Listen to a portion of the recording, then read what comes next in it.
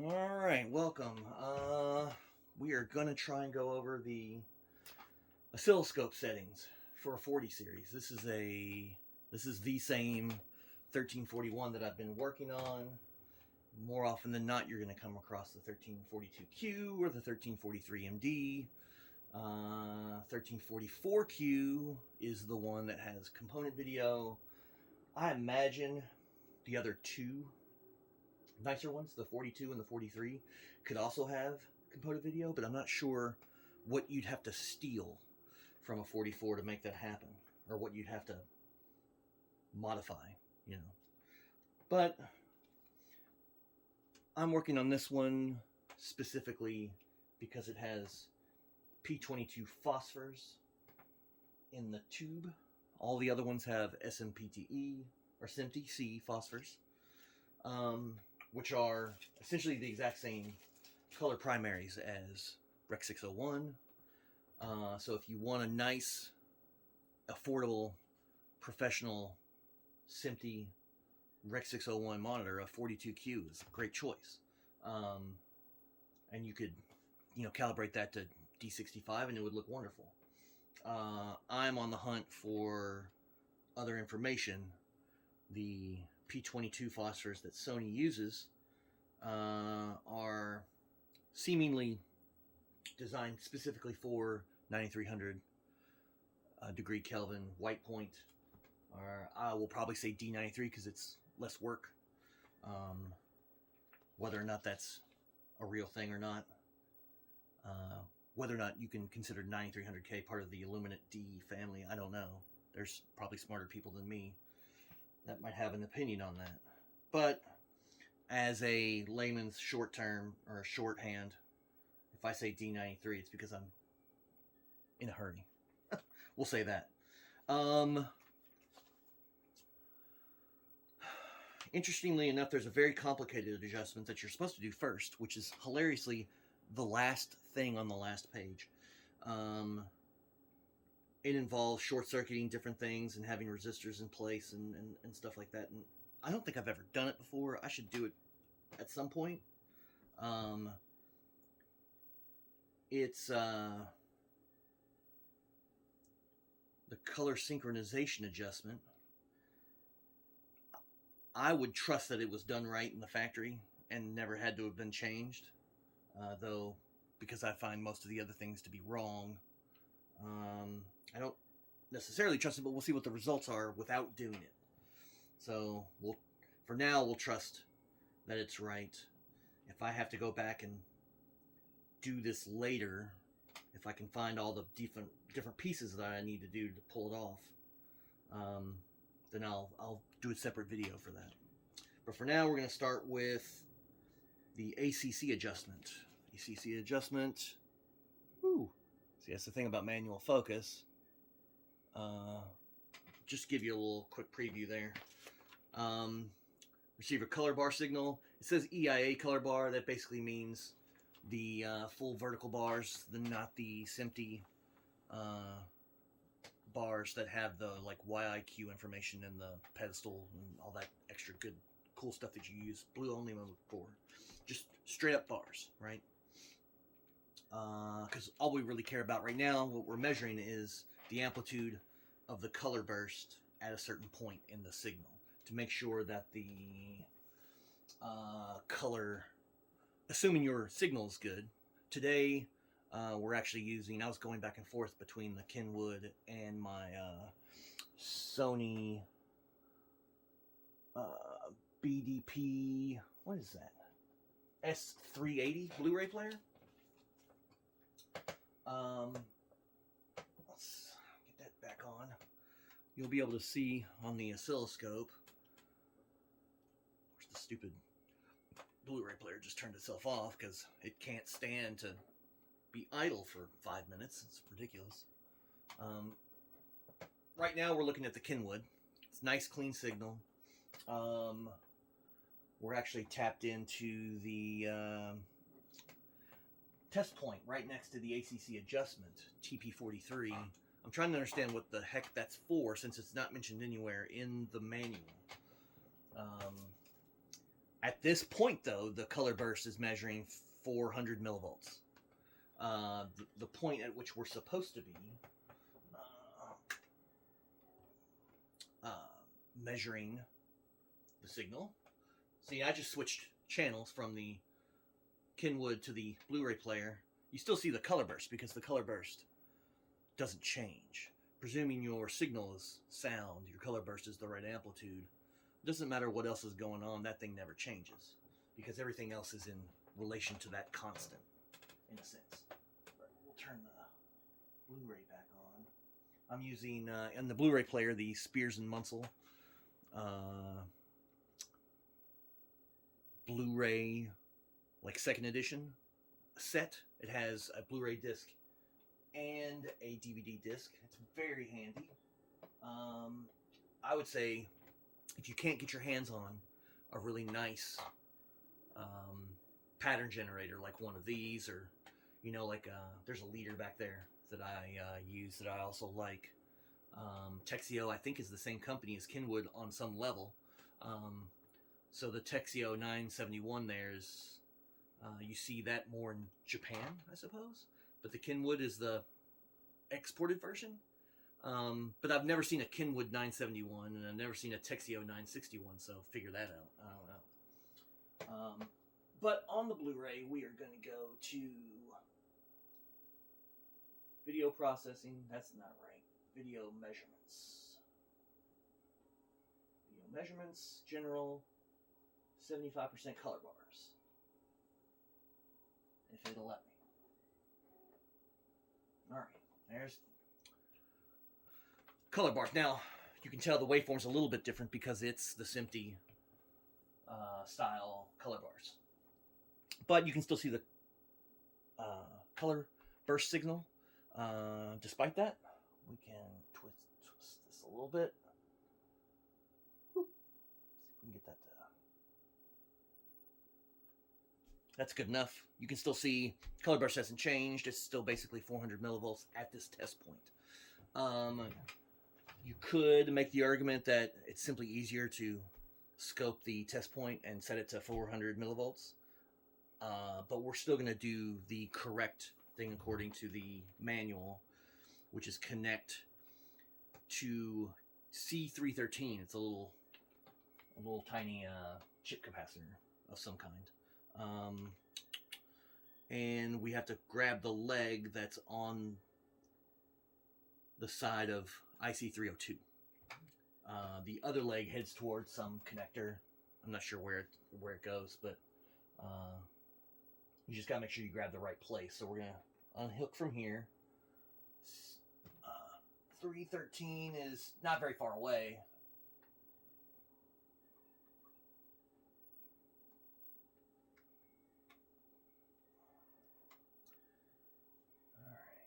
Make sure I'm still on X1. Let's see if we can. There we go. See? Calm down. There we go.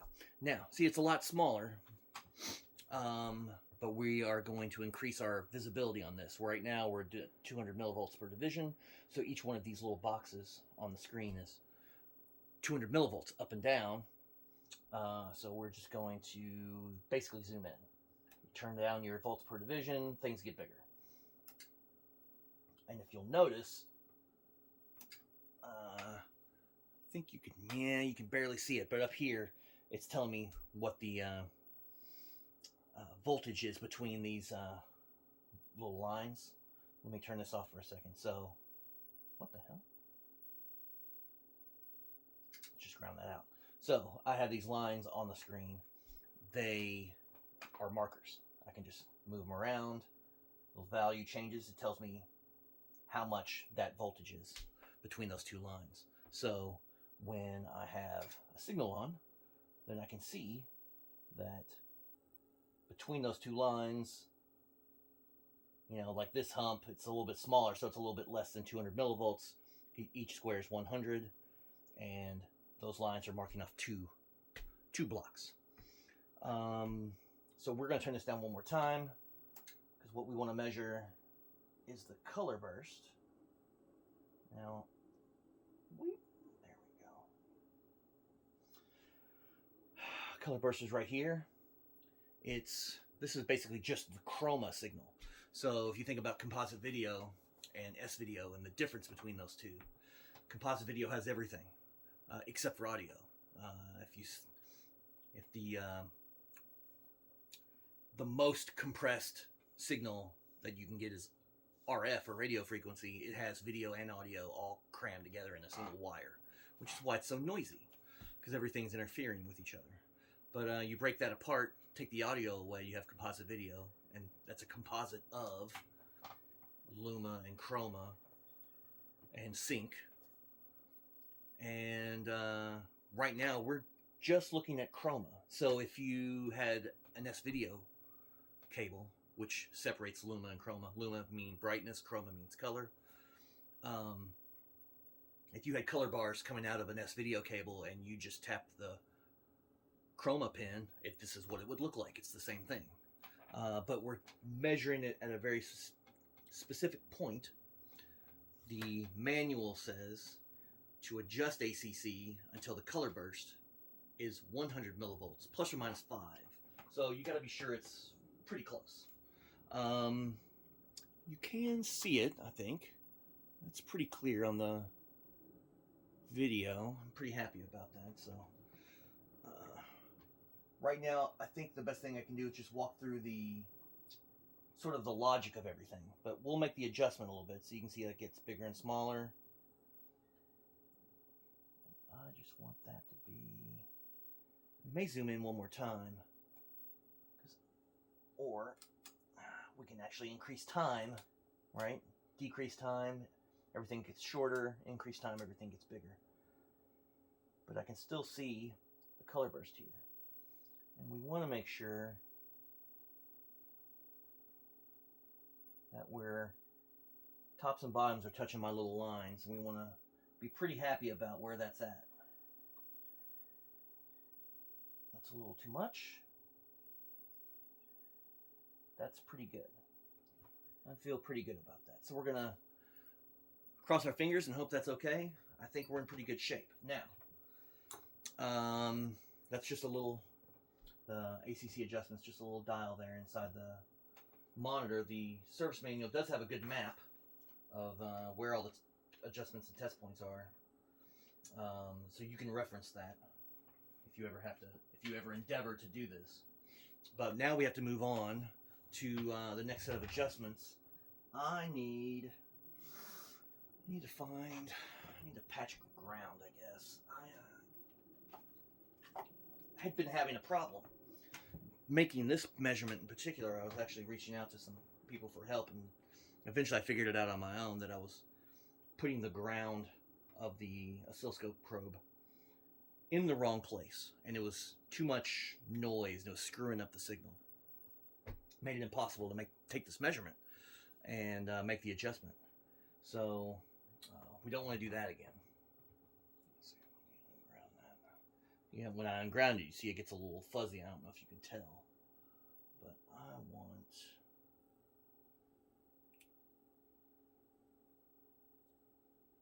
really need, unless I can find something better, I really need to extend this ground wire. We'll see if it is still usable that way.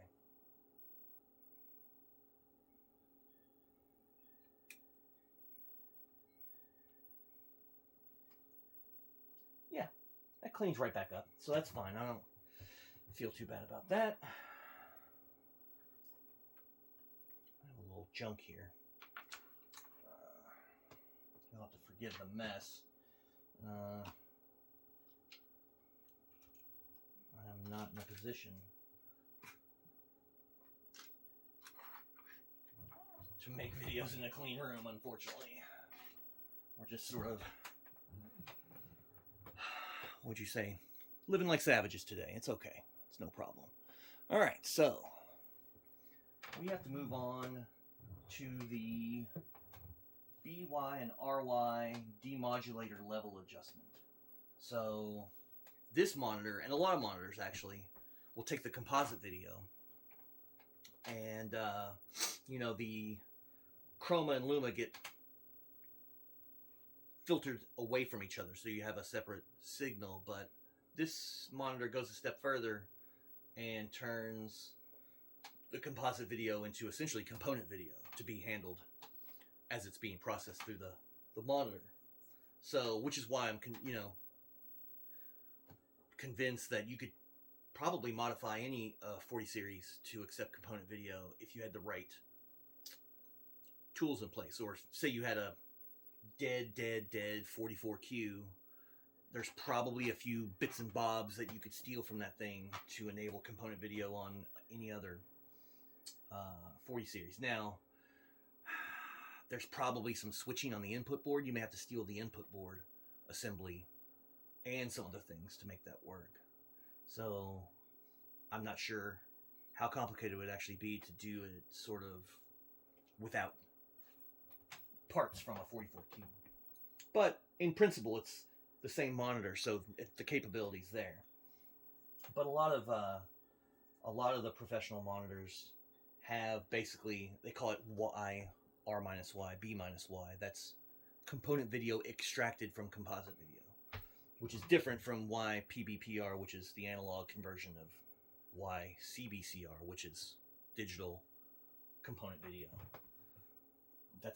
It's in principle it's the same thing, but R minus Y, B minus Y is the nomenclature for component video extracted from composite video. And so how this monitor processes a video signal that way. So the first thing we gotta do is it's asking for a 100% chroma color bar, which that's the best reason to use the Blu-ray player, because the Spears and Munsell disc does have 100% color bars, unlike a lot of other things. Like my professional pattern generators all send out 75% color bars. So in a sense, the Spears and Munsell disc, and this Blu-ray player is actually quite nice. The 380, it has a nice signal. I've examined it on oscilloscopes and on vector scopes, and the signal it produces is quite nice. You could consider it reliable, at least definitely reliable enough for hobbyist level adjustments, and quite good ones too. So we have 100% color bars. Actually, let's go back. You see the chroma waveform here. The color burst didn't change, right? But the chroma signal actually gets bigger and smaller. That's in, but the color burst itself doesn't change, which I think is interesting. Let's go back to 100%. So what we're setting basically is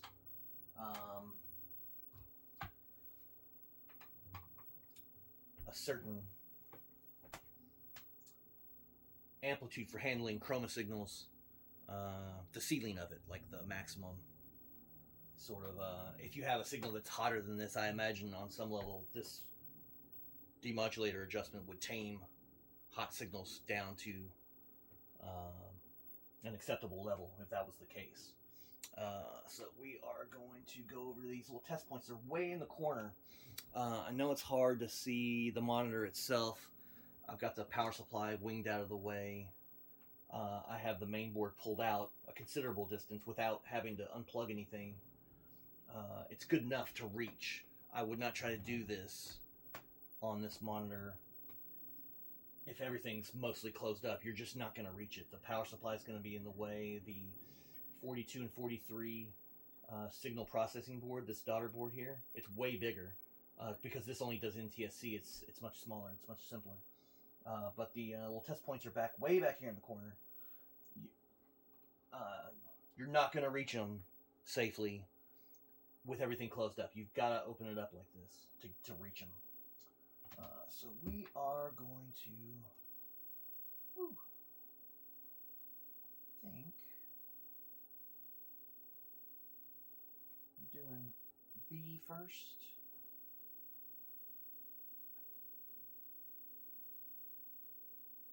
There we go. Now, I'm going to zoom this out. We want to be able to see, calm down. There we go. Now,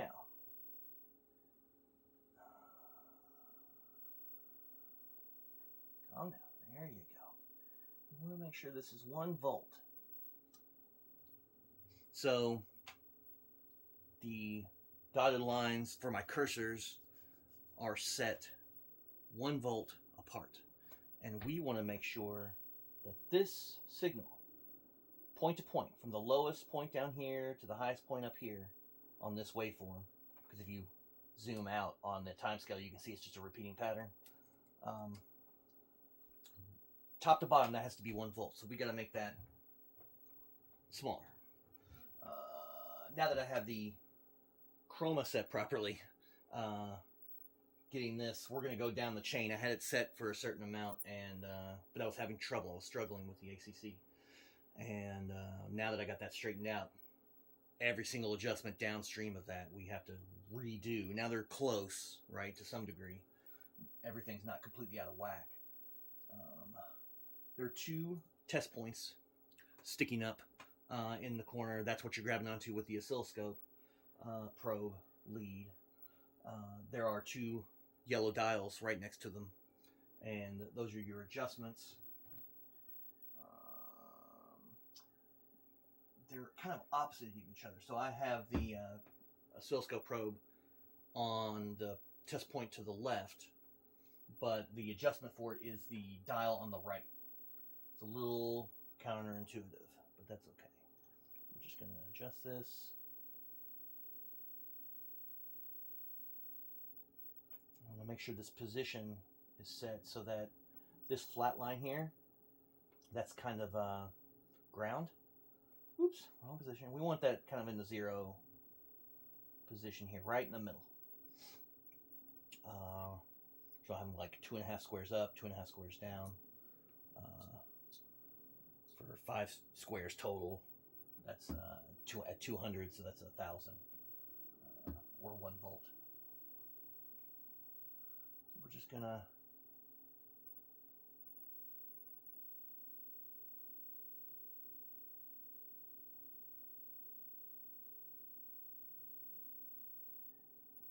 that's pretty good.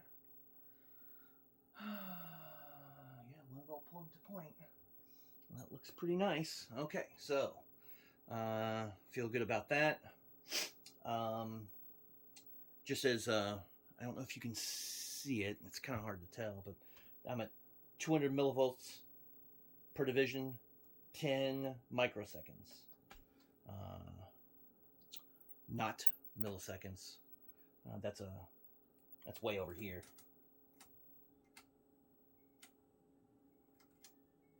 Flips basically over to read the vertical deflection instead of the horizontal. So 10 microseconds, 200 millivolts. This is what you need to see.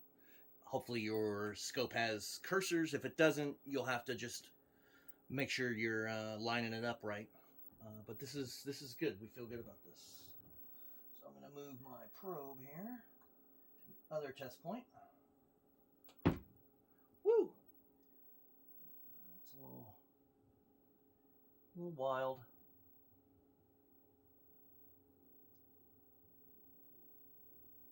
Oops.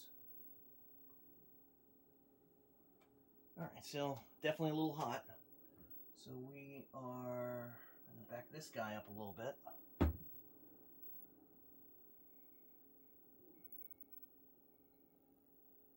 That feels good.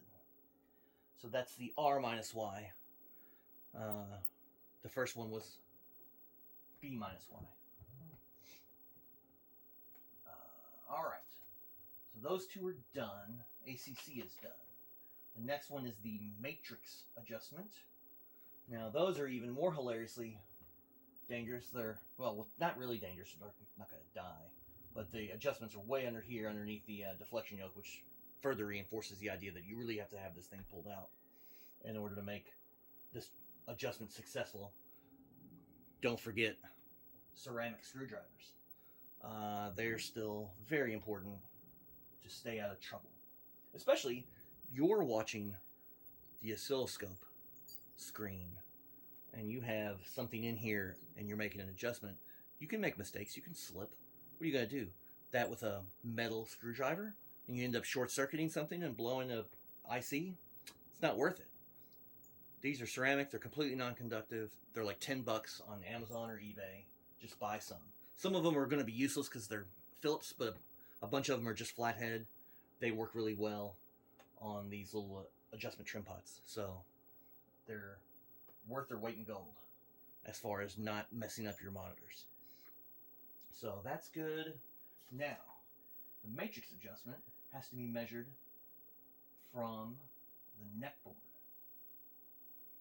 And it's technically pin 5B out of connector A15, which is the ribbon cable that goes up to the neck board. There's actually test points on the neck board for B out and R out, so we're just going to measure it from there.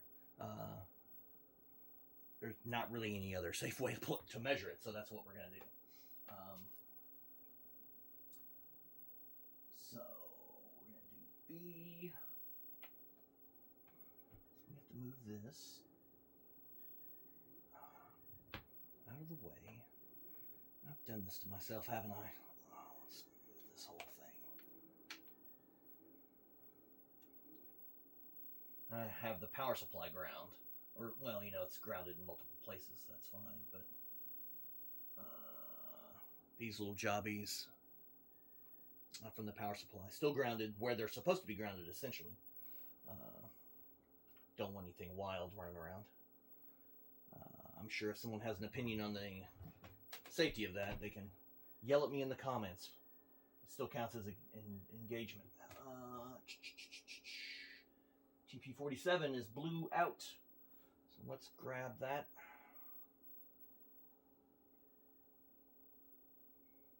Whee!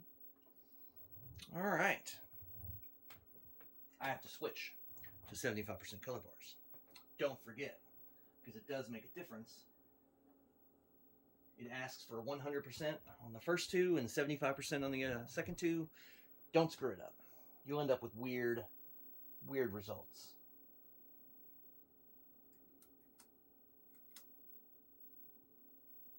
So we could actually increase that.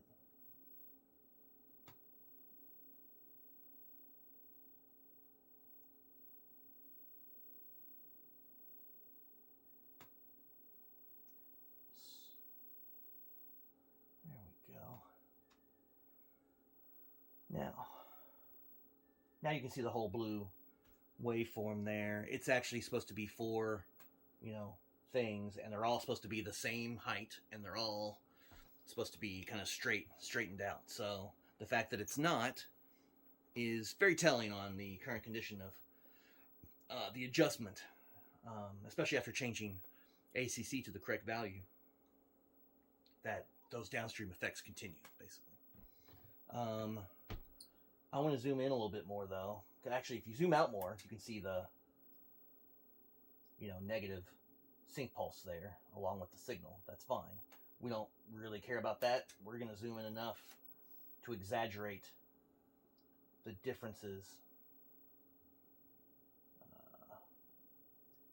So you have 1, 2, 3, 4, but this is 1 repeating.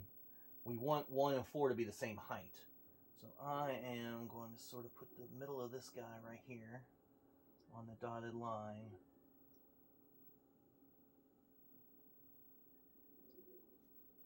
And what's that called? And it's still B minus Y, but it's the RGB matrix and not the,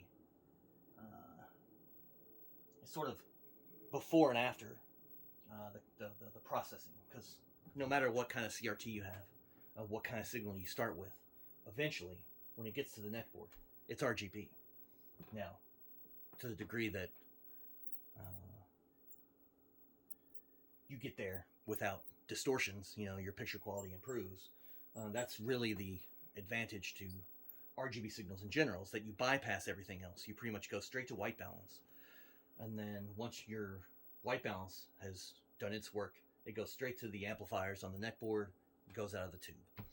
But when you make all these adjustments and you do it properly, you end up with a monitor that you could plug anything into. Composite, SVideo, component, and RGB, and they're all equally good. You know, minus their slight eccentricities, but as far as brightness and color reproduction and everything, you can make them all pretty darn close. And that doesn't mean RGB isn't the best. It just means that if you improve composite video to the point where it's almost indistinguishable, then that's pretty good. So I think B minus Y is the one furthest away from the edge. Yep, you see him move? So we want that there, just like that.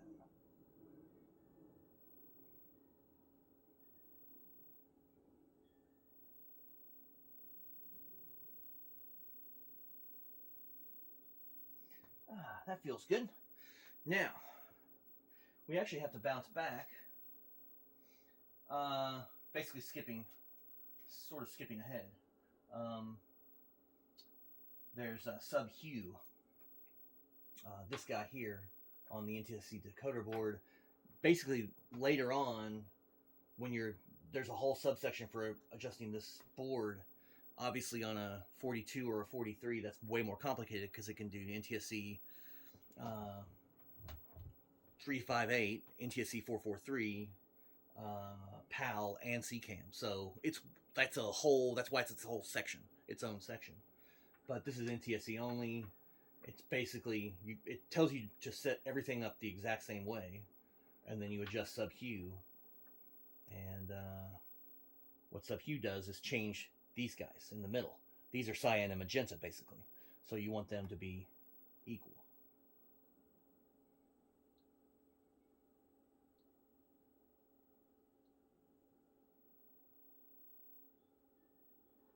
Now, we may return to that. I need to do the R minus Y adjustment. Let's go ahead and do that. It's probably why you revisit that later.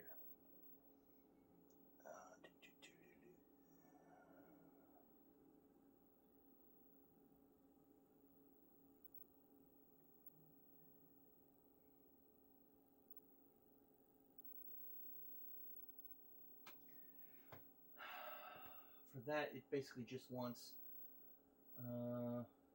sort of inside.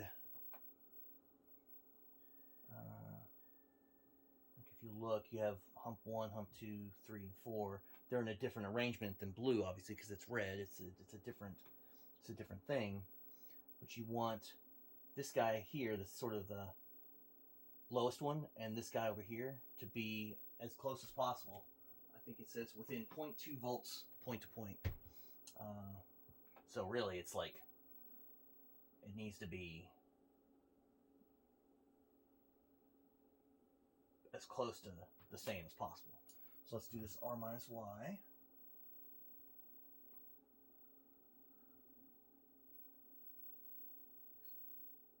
Now, interestingly enough, it's changing,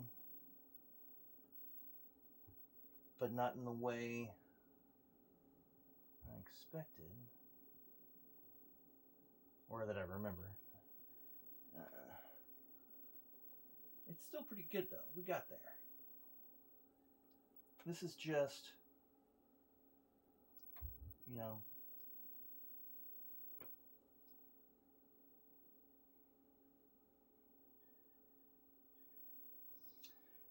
this is just to give you an idea of what it takes to get there. You know, you've got your CRT, you need a signal that you trust, and you need a good oscilloscope. And everybody else that's doing sort of, you know, discrete logic, they're modifying like systems, like Nintendos and Super Nintendos and stuff like that. They're all probably using digital scopes. Very nice digital scopes can be very nice. I have this little guy down here. He's actually very useful for a few things. But the imaging for analog signals just turns out better on this analog scope, and this one's a good one. I like it. It probably needs some TLC in the future. I don't know if that's going to end up being a video or not, but we'll see. But now we got RY, R minus Y set, B minus Y set. Let's go back to B minus Y, see how things have changed. Not too bad.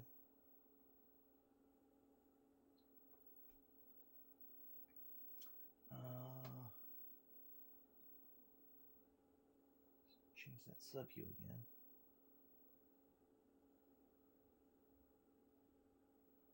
As long as those guys in the middle are the same height, then cyan and magenta essentially are the same value. You can basically test if what you've done is correct. If you have a blue only mode like this monitor, you can click it, look at your SMPTE color bars. If the middle ones are the same color, then you did it right.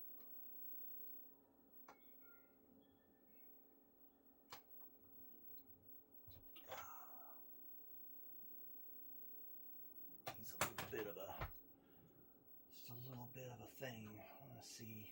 Whew.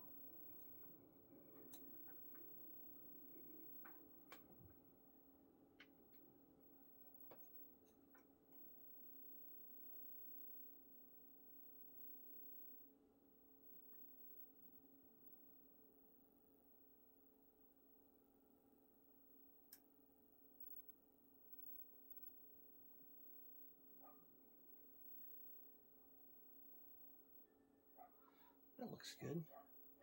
Interestingly enough, that looks better, and that puts this guy in line with this guy, which is different from him, which makes me wonder if I need to go back and look at R minus Y again.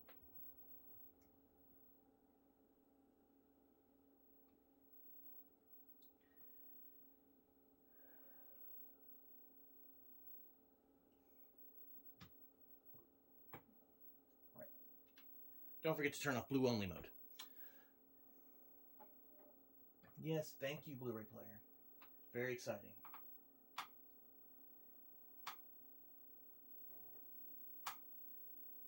Some color bars. All right.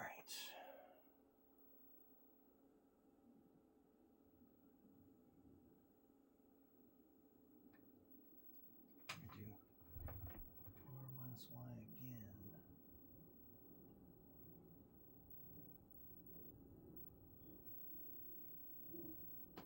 Go.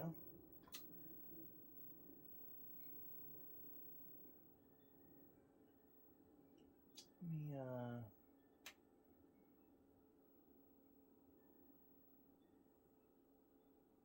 yeah, I thought so.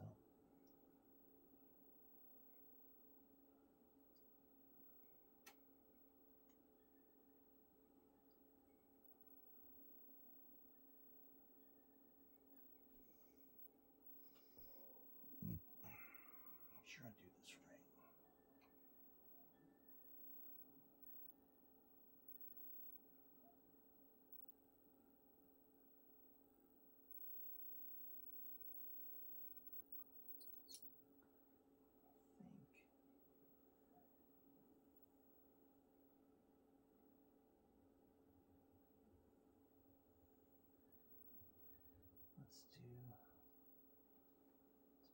Put him even with the line. I'll make that adjustment just right. No, we want that guy, right? Yeah.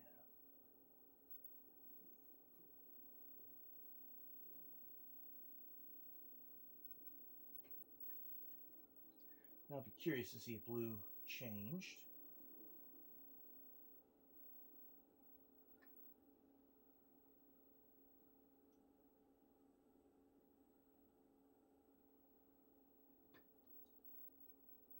Just blue a little bit.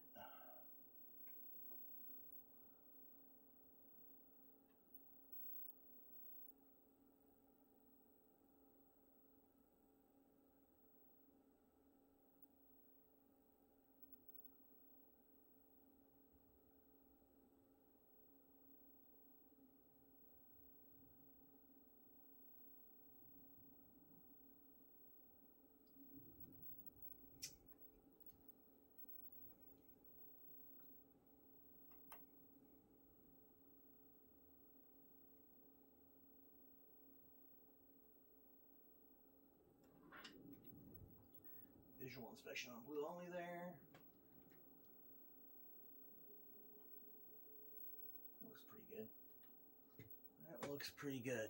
All right. So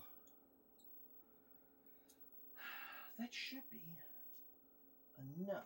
I want to check one more thing.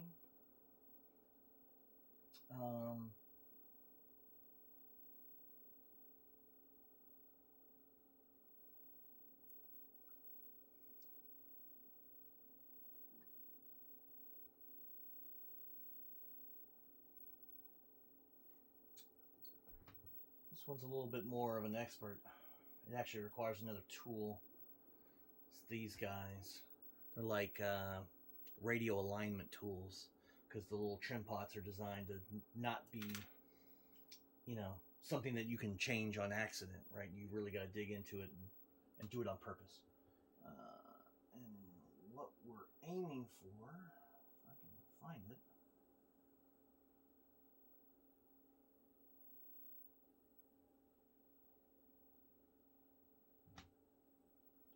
Y out. I never really thought this particular hook can actually get in there, but we'll try.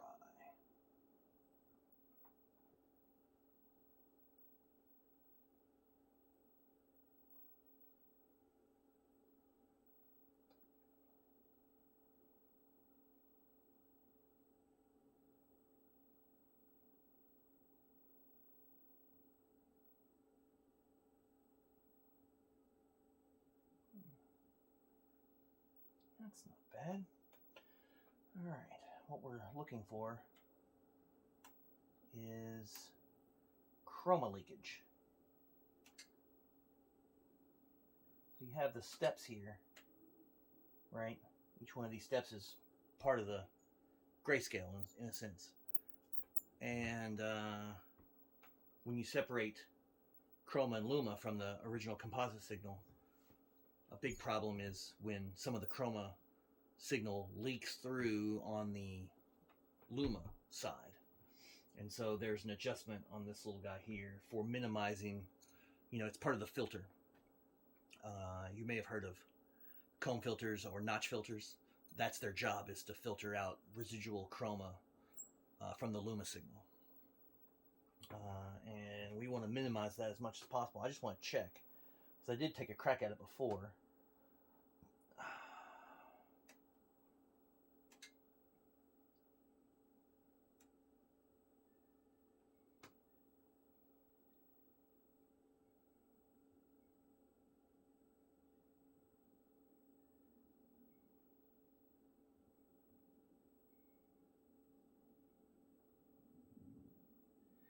Looks pretty good. This is that same grayscale step, but the noise is essentially the chroma leakage.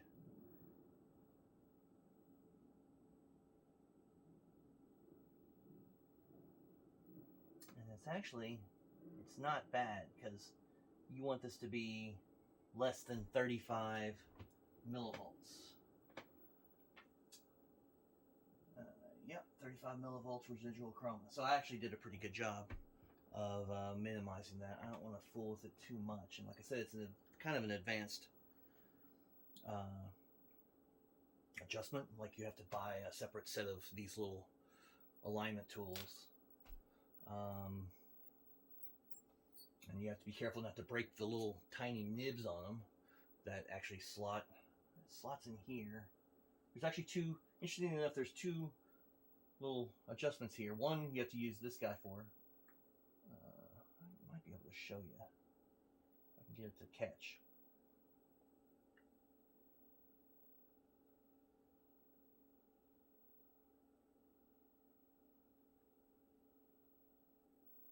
There we go. The other one, I don't even think I have something slim enough to adjust the other one very well, but I'll do what I can.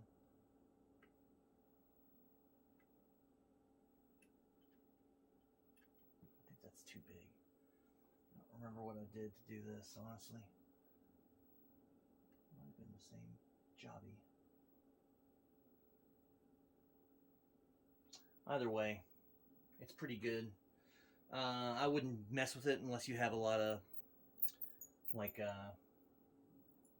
really bad sort of noise in your composite signals. But yeah, that's sort of the overview on all of the relevant oscilloscope adjustments for 40 series. You know, making sure your